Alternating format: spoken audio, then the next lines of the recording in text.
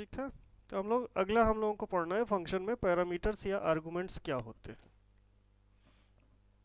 ठीक है। तो हमने फंक्शन पढ़ लिया, फंक्शन के कुछ वेरिएबल्स के बारे में पढ़ लिया, लेकिन स्कोप ऑफ वेरिएबल्स के बारे में पढ़ा हमने। स्कोप ऑफ वेरिएबल्स तुरंत गायब हो जा रहे। स्कोप ऑफ वेरिएबल्स हमने पढ़ लिया। आज हम लोग जानेंगे कि जो हम वेरिएबल्स जिनको हम सप्लाई कर रहे हैं फंक्शन को, या फंक्शन जिस वैल्यू को रिटर्न कर रहा है, वो क्या होते हैं। तो पैरामीटर्स, या इन्हीं को आर्गुमेंट्स भी बोलते हैं, दोनों नाम एक ही है, इसमें कंफ्यूज नहीं होना है। तो पैरामीटर्स क्या होते हैं, पैरामीटर्स या आर्गुमेंट्स क्या होते हैं। These are the specified after the function name inside the parenthesis. जैसे हम बना रहे थे ना, हम क्या लिख रहे थे, डेफ डेफ डेफ के बाद कोई भी फंक्शन नेम दे रहे थे, मान लो माई फंक। तो यहाँ पे अभी हम एम्प्टी ब्रैकेट दे रहे थे, अभी हम क्या करेंगे, एम्प्टी ब्रैकेट न देके यहाँ पे हम जैसे x या y ये इस तरह का देंगे, या इनका, तो इन्हीं को हम पैरामीटर्स या वेरिएबल्स बोलते हैं। ठीक है। तो these are specified after the function name inside the parenthesis. Multiple parameters are separated by comma. अगर एक से ज़्यादा पैरामीटर देना है हमको, तो हम क्या करेंगे, दोनों के बीच में कामा लगा देंगे। जैसे डेफ माई फंक x कामा y, अगर और है तो z, और फिर यहाँ पे कोलन, फिर यहाँ से फंक्शन की definition. The following example has a function with two parameters x and y. When the function is called, we pass two values, which is used inside the function to sum up the value of store in z and return the result z. हमको एक function लिखना है जिसमें हम क्या करेंगे, दो values, कोई भी दो वैल्यू देंगे, और जैसे ही हम ये फंक्शन कॉल करेंगे, ये फंक्शन हमको इन दोनों का सम निकाल के देगा। हमको एक फंक्शन लिखना है, ठीक है। तो यहाँ पे देखो क्या करना है हमको, इसके लिए एक हमारी प्रॉब्लम क्या है कि हमको एक फंक्शन लिखना है जो दो वेरिएबल्स को लेगा और उन दोनों को जोड़ के तीसरे वेरिएबल में उस रिजल्ट को रिटर्न करेगा जब भी हम फंक्शन कॉल करेंगे।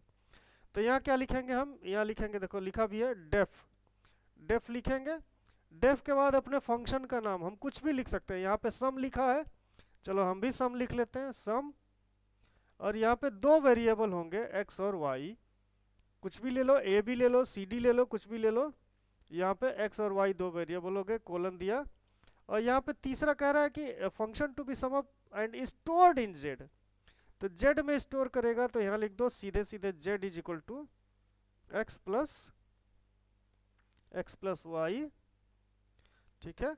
और यहाँ पे लिखते हैं जब इस फंक्शन को कॉल करेंगे तो ये z कैसे आएगा, तो यहाँ लिखेंगे रिटर्न, RETURN, रिटर्न और z, बस ये फंक्शन हो गया। अब जहाँ हम सम x y, मतलब सम और दो वैल्यू जहाँ हमको फंक्शन कॉल करना होगा, और जहाँ हम लिखेंगे, जैसे यहाँ हमने लिखा सम 2 3, वैसे ही इसकी वैल्यू आ जाएगी 5।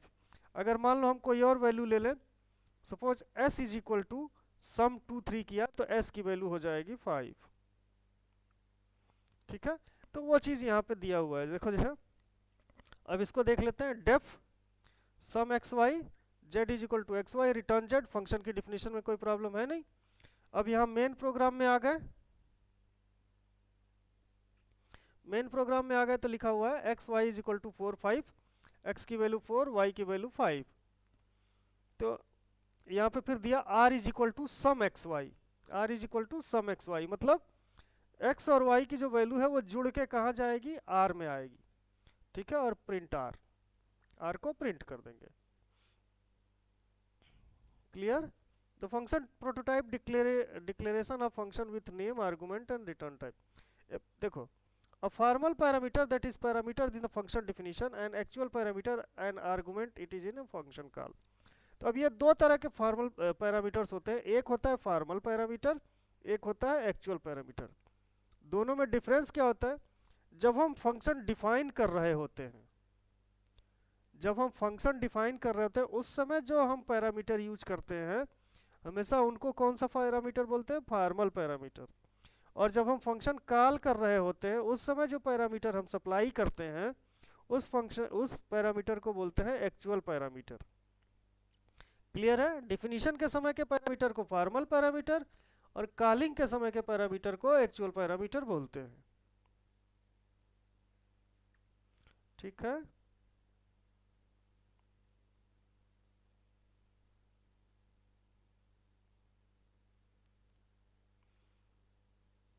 फिर function can be called using the following types of formal parameters. Function को क्या हम जो नीचे तरीके दिए गए हैं इनको यूज करके हम कॉल कर सकते हैं। सबसे पहला है रिक्वायर्ड आर्गुमेंट्स, मतलब हम आर्गुमेंट्स की जरूरत पड़ेगी फंक्शन को कॉल करने में, तो हम जिस पोजिशनल ऑर्डर के हिसाब से the argument pass to a function in a correct positional order. जैसे यहाँ पे हमने लिखा है फंक्शन एक्स वाई, यहाँ पे जैसे हमने लिखा था सम एक्स वाई, और यहाँ पे डेफिनेशन के भी टाइम मान लो हम यहाँ डेफिनेशन और दोनों में अलग अलग कर सकते हैं, डेफिनेशन और यहाँ पे अलग अलग कर सकते हैं। Return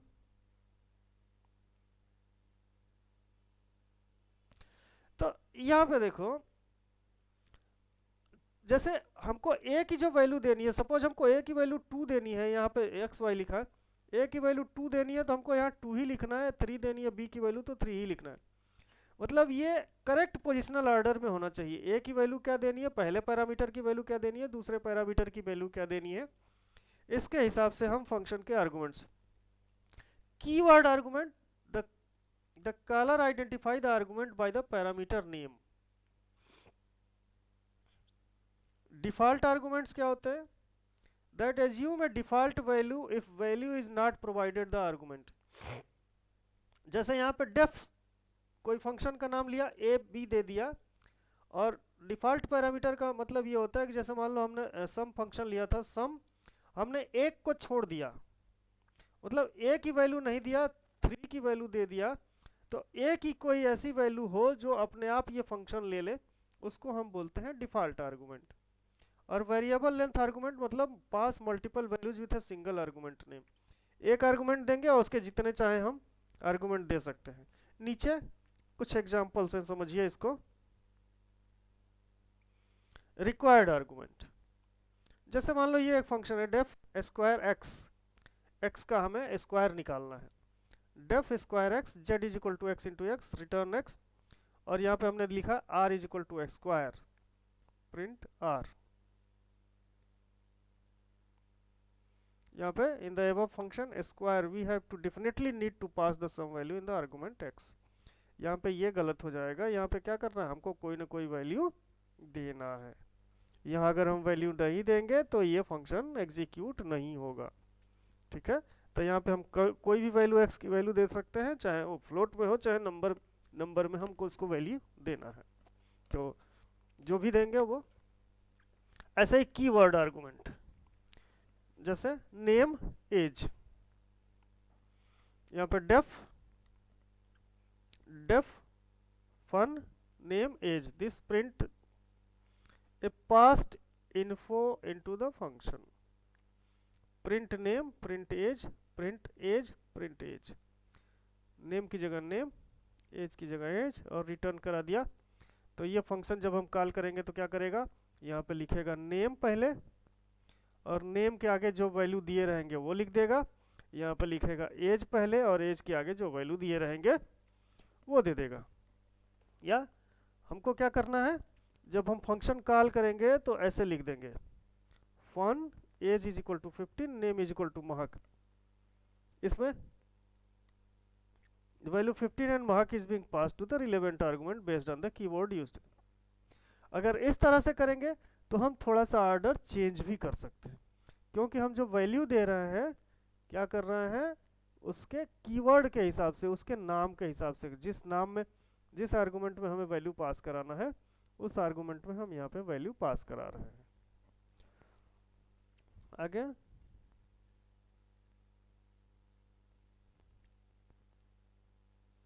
default argument. Default argument में हमेशा ध्यान देना है कि जो आर्गुमेंट हम डिफ़ॉल्ट बनाएंगे वो हमेशा राइट साइड वाला होना चाहिए, मतलब राइट साइड से आना चाहिए। यहाँ पे जैसे हमने ये फंक्शन डिफिनीशन के समय ही दे दिया def sum x is equal to 3 y is equal to 4, ये दोनों डिफ़ॉल्ट हो गया, मतलब और x और y की वैल्यू हम ना भी दें तो अपने आप फंक्शन क्या करेगा, x की वैल्यू 3 और y की वैल्यू 4 ले लेगा। तो z is equal to x plus y return z। यहाँ पे हम r is equal to sum किए, कोई वैल्यू नहीं दिए हैं तो भी r की वैल्यू आएगी 7। अगर वैल्यू देते हैं, ठीक है, यहाँ पे प्रिंट r, यहाँ पे r की वैल्यू आ जाएगी 7। यहाँ पे देते हैं r is equal to sum x is equal to 4, तो यहाँ पे क्या होगा, y की वैल्यू 4 रहेगी और x की वैल्यू 4 हो जाएगी, x की वैल्यू 3 से बदल के 4 हो जाएगी। ये डिफ़ॉल्ट आर्गुमेंट कब काम करता है, जब हम उसकी वैल्यू नहीं देते हैं। तो जैसे यहाँ पे y की वैल्यू नहीं दिया है तो y की वैल्यू नहीं दिया है तो y की वैल्यू अपने आप हो जाएगी 4, तो इस r की वैल्यू आएगी 8। ठीक है, यहाँ पे r sum is y is equal to 45, यहाँ देखो x की वैल्यू नहीं दिया है तो इस r की वैल्यू हो जाएगी 3 प्लस 45, तो ये वैल्यू हो जाएगी 48 वैल्यू, ये रिटर्न करेगा। Default values of axis B use when it is not passed.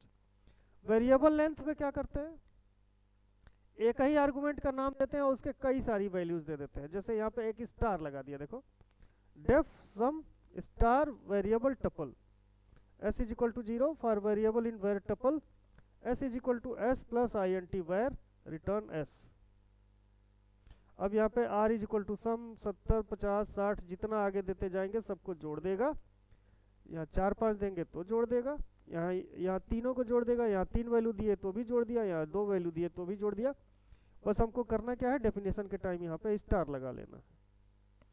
और ये टपल अभी हम लोग पढ़े नहीं है, ये टपल के फॉर्म में आ गया। ये टपल होता है जो भी, देखो ये लिस्ट होती है इस ब्रैकेट में, इसमें टपल होता है और इसमें डिक्शनरी होती है, हमेशा ध्यान रखना है।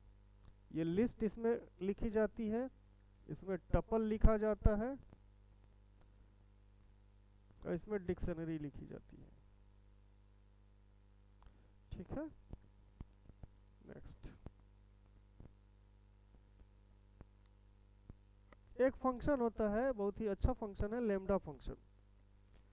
लेम्डा फंक्शन, उसका नाम ही है लेम्डा, उसको डिफाइन करने की जरूरत नहीं होती। लेम्डा फंक्शन करता क्या है कि lambda function is a small anonymous function which can take any number of argument but can only have one expression। Lambda function में चाहे जितना एनोनिमस फंक्शन हो सकते हैं, ये एक एनोनिमस फंक्शन होता है, बिना नाम का फंक्शन होता है, और इसमें चाहे जितने भी आर्गुमेंट्स आप सप्लाई कर दो लेकिन इसका एक एक्सप्रेशन ही आता है। जैसे x is equal to lambda a comma b a into b,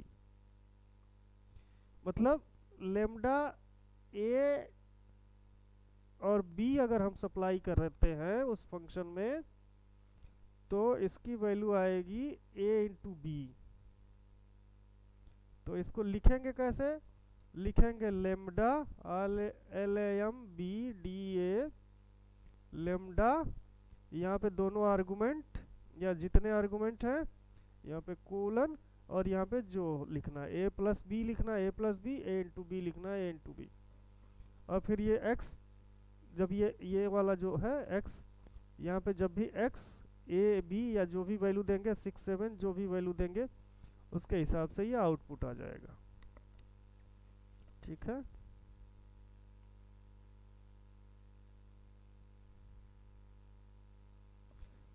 mutable and immutable properties of data object with respect to the function.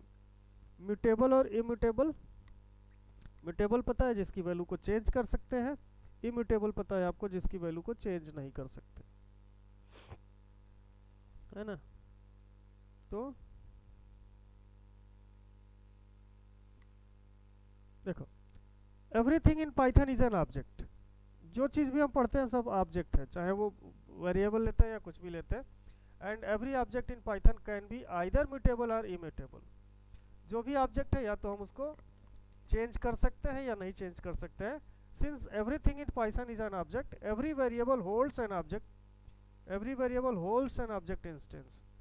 When an object is initiated, it is assigned to a unique object id. पहले भी पढ़ चुके हैं, ये पहले पढ़ चुके हैं ऑब्जेक्ट आईडी, आईडी से उसका ऑब्जेक्ट आईडी पता करते थे।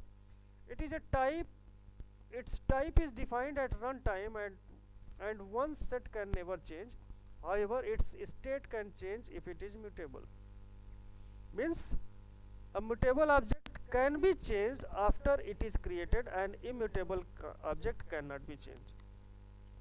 तो म्यूटेबल ऑब्जेक्ट्स में कौन कौन से होते हैं? लिस्ट होती है म्यूटेबल, डिक्शनरी होती है, सेट होता है, बाइट होते हैं, अरे होते हैं, ये म्यूटेबल ऑब्जेक्ट्स हैं।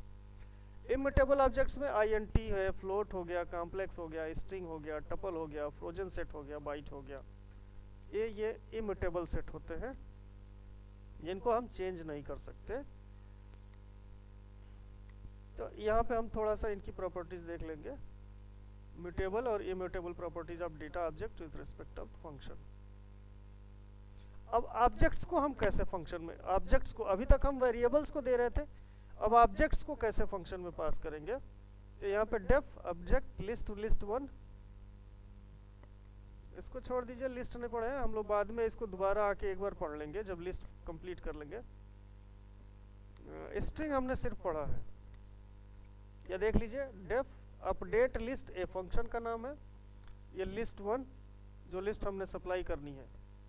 यहाँ print ID list, list one plus is equal to 10, मतलब जो भी लिस्ट है उसमें आगे 10 और जोड़ दिया, प्रिंट आईडी लिस्ट। यहाँ पे ये छोड़ देते हैं, लिस्ट जब पढ़ लेंगे तब इस एग्जांपल को हम देखेंगे, छोड़ दीजिए अभी। यहाँ पे ये रेफरेंस है, ये वैल्यू वाला, ये तो समझ सकते हैं ये, क्योंकि यहाँ वेरिएबल है डेफ अपडेट नंबर n, यहाँ पे प्रिंट आईडी n, उसकी आईडी दे देगा, n में 10 जोड़ दिया, प्रिंट आईडी n कर दिया, यहाँ पे कर लिया b is equal to 5, print ID b, यहाँ पे अपडेट नंबर b। अब यहाँ पे जब प्रिंट करेंगे b की आईडी तो ये जो n की आईडी होगी वो प्रिंट हो जाएगी। यहाँ पे देखो, सबसे पहले जब कॉल किया update number b, print b, update number b करेंगे तो क्या होगा? सबसे पहले print ID n, print ID n की आईडी ये है, फिर n में 10 जोड़ दिया, फिर n की आईडी यूज किया तो फिर वही आया, फिर हम नीचे आए b की वैल्यू किया, फिर प्रिंट आईडी b की वैल्यू 5 है लेकिन उसकी आईडी हमने प्रिंट कराया तो ये आईडी उसकी बदल के आ गई। लेकिन जैसे ही हमने n में b को, जैसे ही n is equal to b मतलब b को अपडेट किया हमने, वैसे ही वो n की आईडी पे चला गया तो ये आईडी हो गई n की। आईडी का मतलब जिस लोकेशन पर वो पर्टिकुलर डेटा सेव होता है। पास अरे ये भी नहीं पढ़ेंगे क्योंकि अरे भी अभी हम लोग नहीं पढ़े हैं, ये एग्जांपल हम लोग जब तीनों चारों ये पढ़ लेंगे तब हम आके इसको पढ़ेंगे। Functions using library, functions using libraries, ये पढ़ेंगे। वो दोनों तीनों एग्जांपल हम तब पढ़ेंगे जब लिस्ट, टपल और डिक्शनरी खत्म कर लेंगे, याद दिलाइएगा, छूट जाएगा तो। यूजिंग लाइब्रेरीज, तो जैसे दो तरह के फंक्शन हमने आपको शुरू में बताया था कि एक इनबिल्ट फंक्शन या लाइब्रेरी फंक्शंस होते हैं और दूसरे यूजर डिफाइंड फंक्शन होते हैं। तो अभी हम लोग 2 दिन से यूजर डिफाइंड फंक्शन पढ़ रहे हैं, उसके पहले बहुत सारे हमने पढ़े हैं फंक्शन, यहाँ पे प्रिंट पढ़ा है, इनपुट पढ़ा है, ये सब फंक्शन हमने पढ़े हैं। तो कुछ और लाइब्रेरी फंक्शन को पढ़ लेते हैं। अगर हम उसको कैटेगराइज करें तो पहले तरह के फंक्शन होते हैं mathematical functions. Mathematical functions are available under math module. आप अगर यूज कर रहे हैं, पाइड्राइड यूज कर रहे हैं या जो भी कर रहे हैं, तो आपको पहले मैथ को इंपोर्ट करना पड़ेगा, मैथ मॉड्यूल को। To use the mathematical function under this module we have to import the module using import math. आपको प्रोग्राम के शुरुआत में लिखना पड़ेगा इंपोर्ट मैथ। अगर मान लीजिए जैसे SQRT फंक्शन है, ये मैथ का फंक्शन है, मैथ मॉड्यूल में है, तो अगर हमको यूज करना है तो हमको ऐसे लिखना पड़ेगा, सबसे पहले इंपोर्ट मैथ। जब तक हम इंपोर्ट मैथ नहीं लिखेंगे तब तक ये हम SQRT को यूज नहीं कर सकते। फिर हमने लिखा r is equal to math dot SQRT print r। तो 4 का SQRT निकालेगा और फिर R में स्टोर करेगा, और यहाँ पे हमने प्रिंट कराया तो 2.0 आ जाएगा।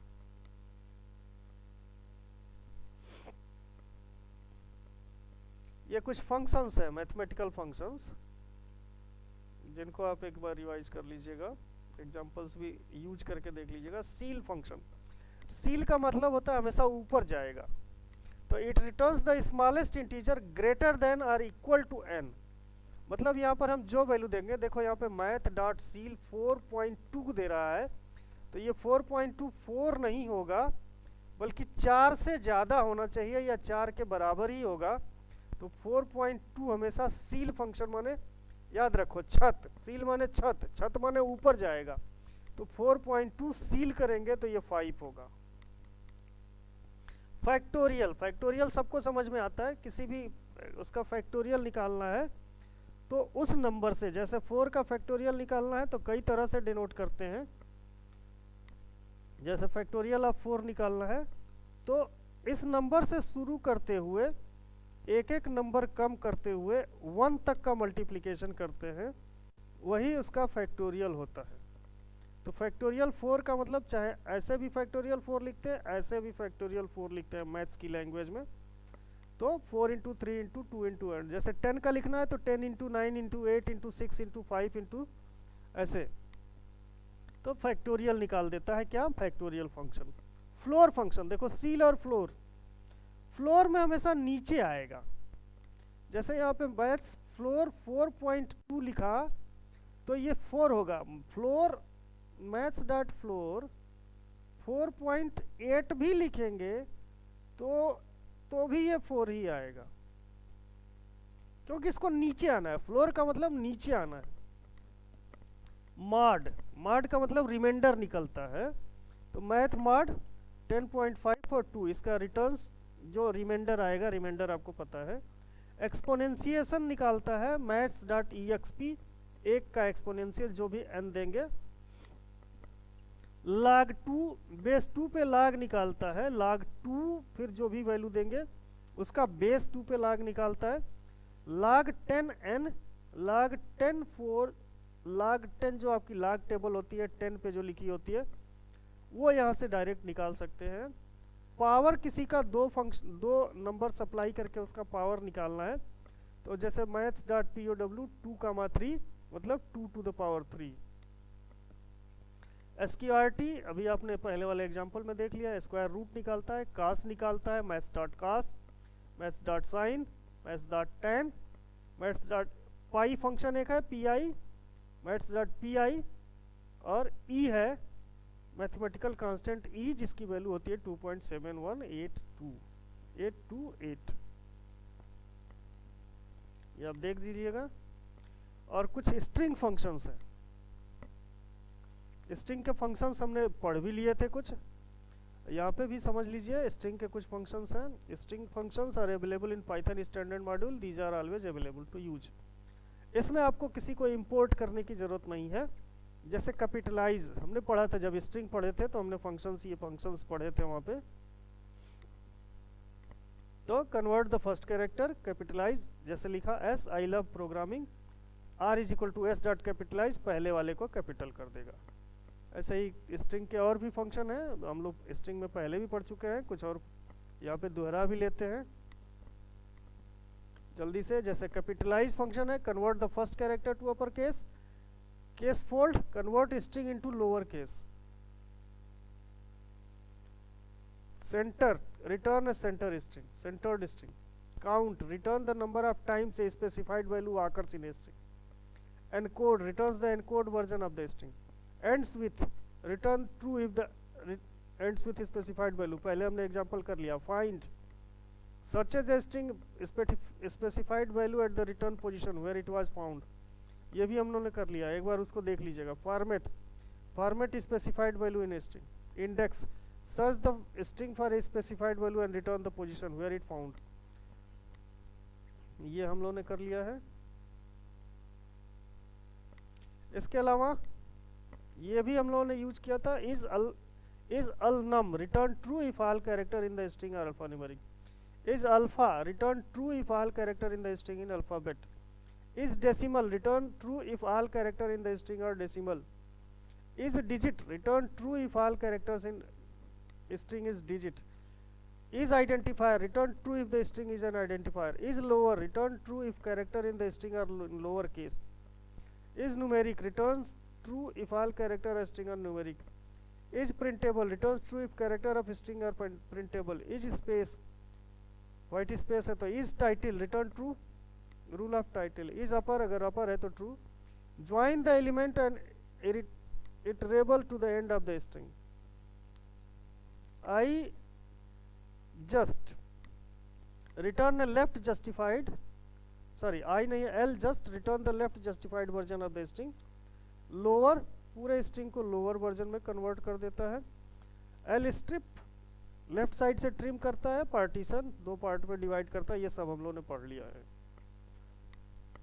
इसके अलावा रिप्लेस, एक स्ट्रिंग से दूसरे स्ट्रिंग को रिप्लेस करने के लिए. स्प्लिट, ये भी हमने पढ़ा था वहाँ पे, स्प्लिट करने के लिए. Split ness, split the string in line break and return in list. Split lines start with return a true if the string it is specified value. Swap case, swap cases lower case becomes upper case and vice versa. जो lower case में लिखा रहेगा वो upper case में change हो जाएगा, जो upper case में लिखा होगा वो. Title, convert the first character. Translate, return the translated string. Upper, convert the string into upper case. Jet, fill, fill the string with a specified number of zero values and beginning. तो इस तरह से हम लोगों ने function को complete कर लिया. ठीक है, इसके जितने भी फंक्शन हैं इनको आप पढ़ लीजिएगा, इनको एक बार रिवाइज कर लीजिएगा.